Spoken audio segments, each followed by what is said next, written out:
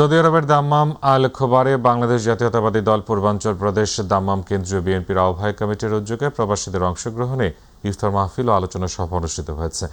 দাম্মাম থেকে প্রতিনিধি রাহুল পারভেজ জানান, আল খোবারের স্থানীয় একটি পার্কে সংগঠনের আহ্বায়ক কাশেম মাহমুদের সভাপতিত্বে মোর্শেদ খান ও মোজাম্মেল হোসেন সাগরের সঞ্চালনায় অনুষ্ঠানের প্রধান অতিথি ছিলেন দাম্মাম প্রদেশ কেন্দ্রীয় বিএনপির আহ্বায়ক কমিটির সাবেক সভাপতি আমিনুল ইসলাম আমিন। বিশেষ অতিথি ছিলেন সিআইপি শওকত কামাল, শফিকুল ইসলাম শিপন, শামসুদ্দিন মিঠু, আব্দুল হাই, মফিজ সরকার, আবুল খায়ের, জসিমউদ্দিন মোল্লা, মোহাম্মদ স্বপন, নাদিম মাহমুদ ও রমজান আলী।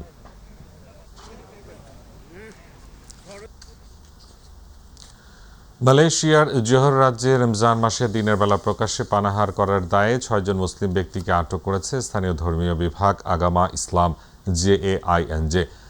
প্রতিনিধি আশরাফুল মাহমুদ জানান, ২৯ থেকে ৫৫ বছর বয়সী ব্যক্তিদের তাংকাক ও জোহর বাহরু এলাকায় সকাল ৯টা থেকে ১১টার মধ্যে পরিচালিত এক অভিযানে ধরা হয়। আটককৃতদের মধ্যে একজন জোহর বাহরুর বাসিন্দা, যাকে একটি দোকানে চা পান করতে দেখে কর্মকর্তারা ঘিরে ফেললে তিনি পালানোর চেষ্টা করেন। ধরা পড়ার পর তিনি নিজেকে বেকার এবং ফুসফুসের রোগী হিসেবে দাবি করে বলেন যে অসুস্থতার কারণে তাকে পানি পান করতে হচ্ছে।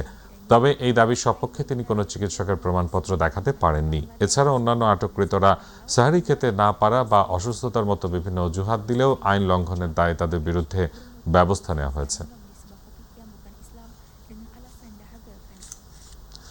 মধ্যপ্রাচ্যের দেশ কুয়েতে প্রবাসী কর্মীদের জন্য শিগগিরই ফ্রিল্যান্স ভিসা ব্যবস্থা চালু হতে যাচ্ছে। ফলে কোনো নির্দিষ্ট চাকরিদাতা বা মালিকের অধীনস্থ না হয়ে স্বাধীনভাবে কাজ করার এক নতুন দিগন্ত উন্মোচিত হতে যাচ্ছে প্রবাসী কর্মীদের সামনে। প্রতিনিধি আলামিন রানা জানান, কুয়েত সরকারের শ্রমবাজারকে আরও সুসংগঠিত করার বৃহত্তর পরিকল্পনার অংশ হিসেবে এই ফ্রিল্যান্স ভিসা সিস্টেম চালুর প্রস্তুতি নেওয়া হচ্ছে। দেশটিতে কাজের ক্ষেত্রে বর্তমানে প্রায় সব প্রবাসী কর্মীকে স্থানীয় কোনো মালিক বা স্পন্সরের উপর নির্ভর করতে হয়। এই নির্ভরতার সুযোগ নিয়ে দীর্ঘদিন ধরে সেখানে ভিসা বাণিজ্য এবং অবৈধ আর্থিক লেনদেনের এক অসাধু চক্র গড়ে উঠেছিল, যার কারণে চরম ভোগান্তিতে পড়তেন সাধারণ শ্রমিকেরা। নতুন ব্যবস্থাটি পুরোপুরি কার্যকর হলে এসব দীর্ঘস্থায়ী সমস্যার একটি স্থায়ী সমাধান হবে বলে আশা করা হচ্ছে। নতুন এই নিয়মের আওতায় নির্দিষ্ট পরিমাণ ফি দিয়ে কোনো স্পন্সর বা কফিল ছাড়াই আকামা বসবাসের অনুমতি লাগাতে পারবেন প্রবাসীরা।